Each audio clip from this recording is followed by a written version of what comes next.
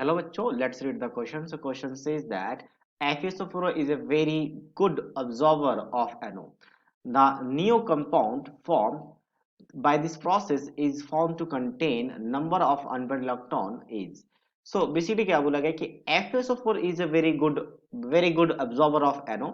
FeSO4 basically break हो जाएगा Fe+2 and SO4 -2 में, और ये एक्व सॉल्यूशन लिया जाएगा, इनका एक्व सॉल्यूशन में रिएक्शन होती है और ब्राउन रिंग टेस्ट भी कहा जाता है इसे। ठीक है, ब्राउन रिंग यहाँ पे जो बनेंगे वो ब्राउन रिंग टेस्ट देता है, इसलिए ब्राउन रिंग भी कहा जाता है। तो अब यहाँ पे क्या है, ये ऑड इलेक्ट्रॉन मॉलिक्यूल्स है जिसमें नाइट्रोजन में एक अनपेयर्ड इलेक्ट्रॉन और एक रेडिकल्स होता है, ऑड इलेक्ट्रॉन मॉलिक्यूल्स है।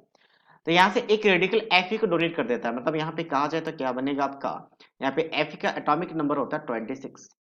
और इलेक्ट्रॉनिक कॉन्फ़िगरेशन की बात करें तो आर्गन के बाद क्या लिखा जाएगा, नियरेस्ट नोबल गैस, जो कि एटॉमिक नंबर 18 होता है, उसके बाद 3d6 4s2 होगा। तो Fe+2 का मतलब क्या है, दो इलेक्ट्रॉन s से चला जाएगा तो यहाँ पे बचेगा 3d6।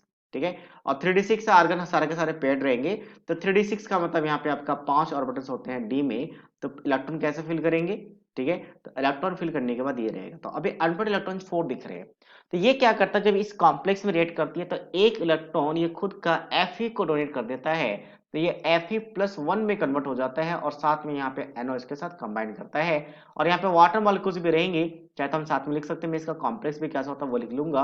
पहले मैं यहाँ पे लिख देता हूँ कि यहाँ पे water molecules 5 moles of water molecules इसके साथ कंबाइन रहता है, और SO4 एज इट इज रहेगा SO4-2। तो एक इलेक्ट्रॉन जब ये गेन कर रहा है, Fe+1 आ गया, तो एक इलेक्ट्रॉन गेन किसमें करता है, आपका 3d ऑर्बिटल्स में करता है, क्योंकि vacant orbital sorry unpaired electrons हैं यहाँ पे, पूरा का पूरा पेयर्ड नहीं है। तो एक इलेक्ट्रॉन जब पेयर्ड हो, एक इलेक्ट्रॉन जब गेन करेगा तो यहाँ पे क्या बन जाएगा, कुछ इस तरीके से बन जाएगा 3d, जिसमें आपका 3 अनपेयर्ड इलेक्ट्रॉन्स दिख रहे हैं हमें। अच्छा, इसका कॉम्प्लेक्स कैसे लिखा जाता है, लिखा जाता है Fe वाटर के साथ यहाँ पे 5 मोल और एक NO, और ऊपर लिखा जाता है पॉजिटिव +2 का चार्ज। एक्चुअल में +2 का चार्ज है, इसके साथ इंक्लूड करके या एक्चुअल में यहाँ पे लिख सकते हैं +2, इससे +2 और इससे +1, तो इंक्लूड करके +2 लिखा जाता है। जैसे मैं निकाल लूं इसका ऑक्सीडेशन स्टेट, तो कैसे लिखाएंगे, यहाँ पे x +5 times of water molecules neutral है तो 0 आएगा, और इसका हमने देखा +1 होता है +2, तो यहाँ से देख सकते हैं x क्या आएगा, +1 आ गया, जो कि हमने इनिशियली यहाँ पे लिखा था। तो हम उस वे में भी लिख सकते हैं या फिर इस वे में भी लिख सकते हैं। तो इसका मतलब 3 अनपेयर्ड इलेक्ट्रॉन है, जो कि ऑप्शन नंबर सी के साथ मैच कर रहा है। So that means option C is the right answer of this question. So I hope you understood it well. All the best.